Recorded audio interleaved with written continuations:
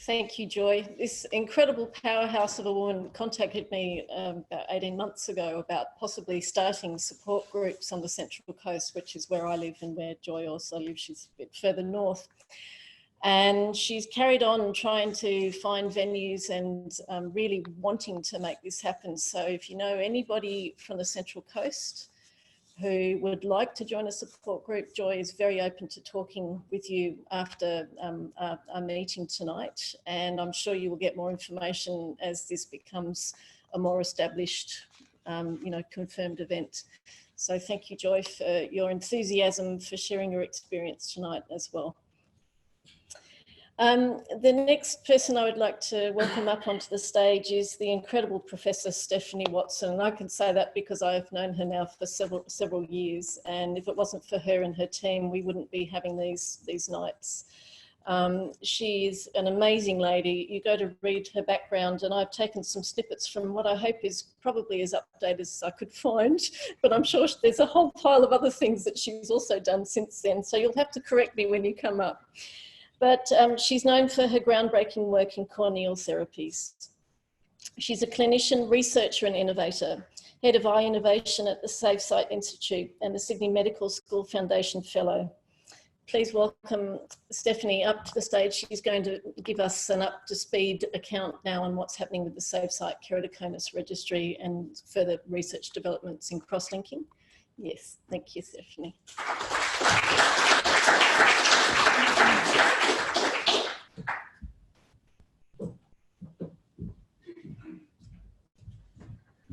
Okay, just going to do the little tech bit here. We've got a live webinar going, so we have an IT assistant tonight.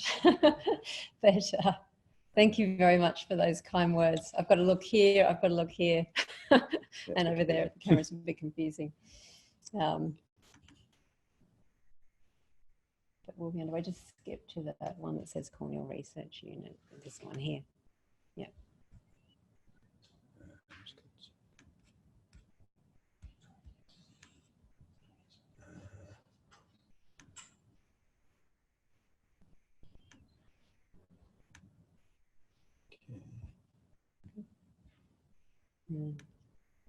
Okay. There we go. Well, thank you everybody for coming, and thank you, Joy. That was a great great tale of your life and times with keratoconus. I'm just going to change tack a little bit now and talk more from a research point of view about what we've been doing at the Safe Sight Institute.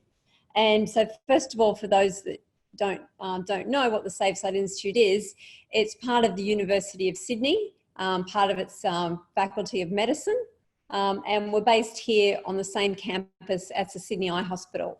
And the current head of the Institute is Professor Peter McCluskey. I've got the picture of the world there because we're currently ranked 6th in the world in terms of eye research units. And what we do is not only research, we also have clinics that care for patients. We teach, we train the next generation eye experts. That's undergraduates and postgraduates and ophthalmology registrars and community service.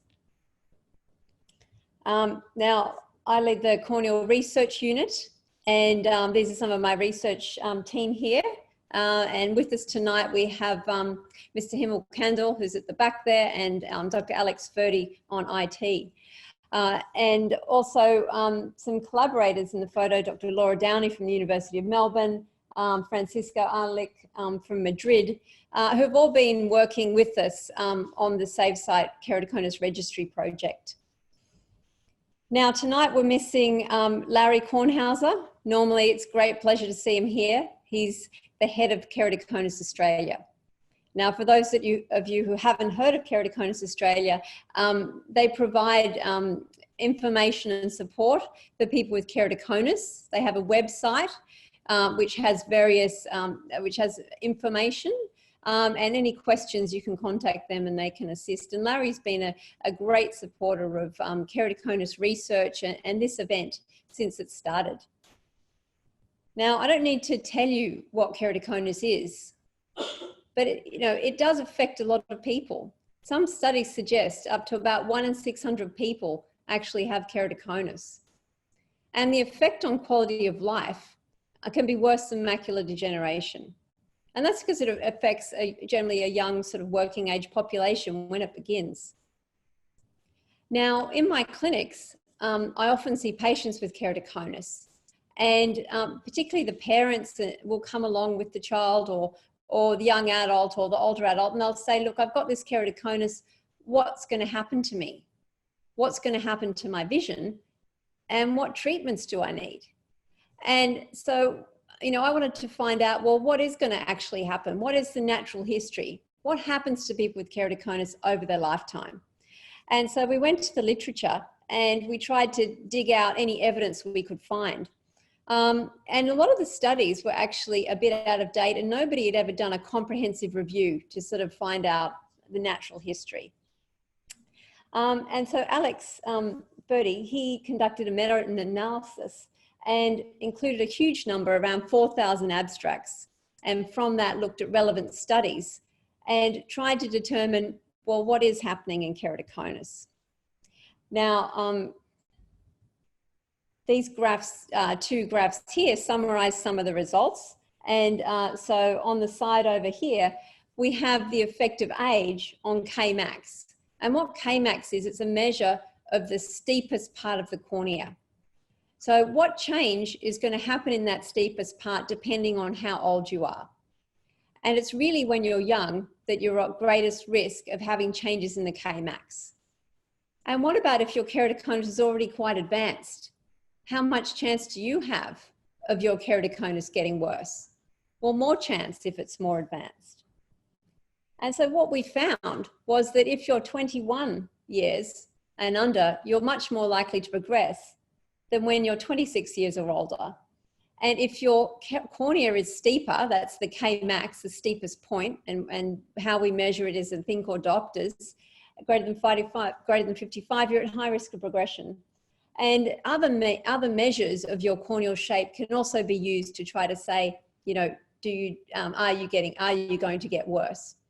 But we need, you know, for some people, they're much more likely, particularly when they're younger, to progress over this 12-month period. And we need to keep that in mind for a treatment called corneal cross-linking, which I'll talk about. Now, we published this in the journal Ophthalmology. It got picked up by the American Academy's iNet. And then we had a clinician, even in the US, tweet about this study to say, look, how useful this information would now be for helping to counsel patients in the clinic as to what's going to happen to them. But a lot of the data from those studies we found was actually a bit outdated and used old sort of fashioned types of ways to measure the cornea in keratoconus. And so we wanted to actually know more. We wanted to know what's happening today in the real world. What's happening to the people in the streets, the people in the clinics with keratoconus, you know, rather than what was measured before with old techniques and and collected in very different ways across the studies. And we also wanted to know, well, what's happening to patients that get corneal cross-linking. So in keratoconus, if your eyes are getting worse, you can have a treatment cross-linking, and that aims to stabilize it. The cornea is a bit like a sandwich, and it can bulge out, and the cross-linking makes the sandwich stronger. And there's been various trials done of it, but the technology for cross-linking is rapidly changing.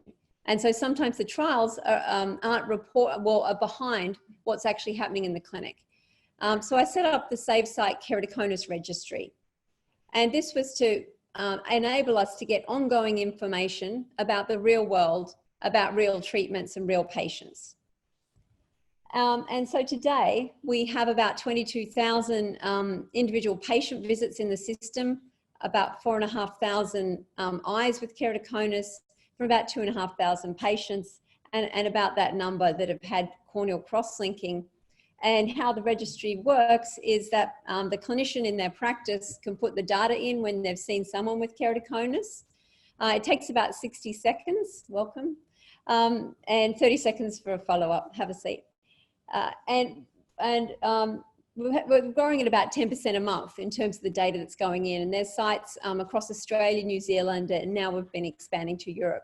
So it's pretty exciting, and clinicians are doing it because what happens after they've put their data in, they can get a benchmark report that shows how their treatment of people with keratoconus is going compared to other clinicians.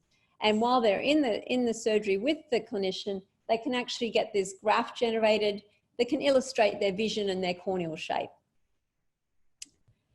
For clinicians also here in Australia and New Zealand, it's approved as part of an audit. So to stay registered, to keep your qualifications as an eye surgeon, you need to get a certain number of education points each year, and clinicians that participate in this activity can get some of those points. So what have we found so far? Well, in terms of cross-linking, when we look at 12 months, for people who are going to progress, it does stabilize their vision. It stabilizes their corneal shape. Interestingly, their corneas also get a little bit thinner, and we're not sure why. And when you look at it, they actually did gain a couple of letters, but we don't know whether this is going to be clinically significant.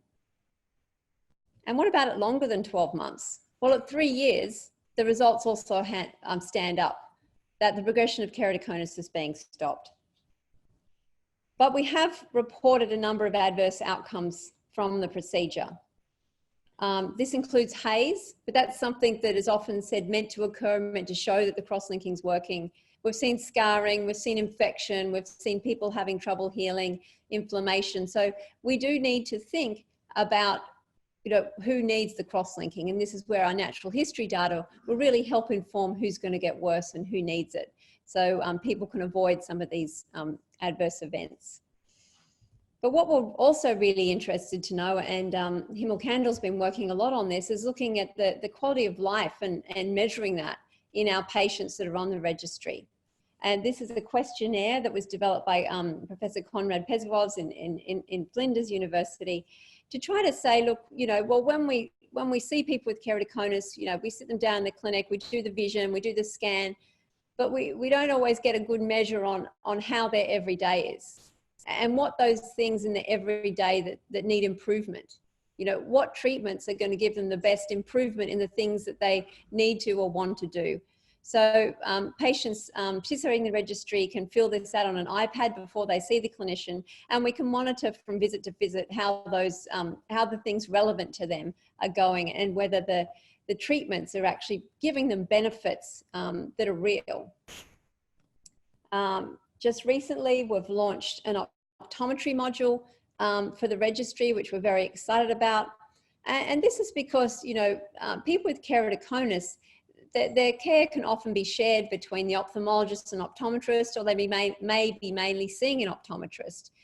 And so there's a wealth of data out there, and a lot to be gained for optometrists in being able to assess their contact lens outcomes and general vision outcomes. And so we launched this about 2 weekends ago at the International Contact Lens Conference. And we've had quite a good response with optometrists looking at signing up. And we're going to develop reports so optometrists can also get benchmarking. Now on your chair, you'll notice we have a brochure that you can download this from the web. And it's a patient information sheet for corneal cross-linking. So as well as, producing the research to find out what's happening and to inform clinician practice, we've also been trying to provide resources that will help patients while they wait for the new treatments to come to the clinic. Cross-linking, particularly when you're young, it can be quite traumatic because it's quite painful. The eye can be sore, the vision can be blurred for a while, and patients often don't know what to expect. And so working with Moorfields Eye Hospital in London, we produced this brochure that now we can give to patients to say, look, this is what's going to happen, and it answers some of the questions they want to know. We've been busy publishing, and this is some of the papers that we've recently put out. The top one looking at work patterns. Well, what we wanted to know there is, all this using of registries, it sounds like it might take clinicians more time, and maybe they're going to think, look, I don't want to do it because it's taking more time.